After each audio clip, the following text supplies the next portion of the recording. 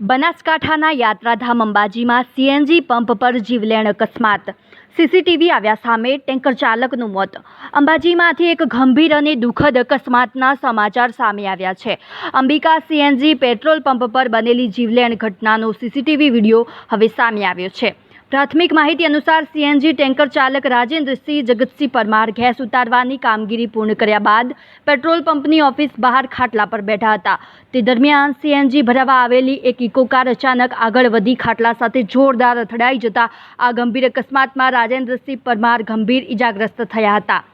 અકસ્માત બાદ તેમને તાત્કાલિક અંબાજી સિવિલ હોસ્પિટલ ખસેડવામાં આવ્યા હતા, જ્યાં ફરજ પરના તબીબોએ તેમને મૃત જાહેર કર્યા હતા. આ ઘટનામાં પેટ્રોલ પંપના કર્મચારી રાહુલ સોમાજી ઠાકડા સામે બેદરકારીપૂર્વક વાહન ચલાવવાનો આરોપ લગાવવામાં આવ્યો છે.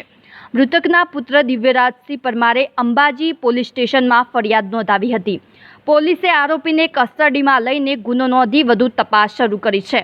પોલીસ સીસીટીવી ફૂટેજ સહિતના ઉપલબ્ધ પુરાવાના આધારે સમગ્ર ઘટનાની તપાસ કરી રહી છે. આ ઘટનાથી અંબાજી પંથકમાં શોકની લાગણી પ્રસરી ગઈ છે.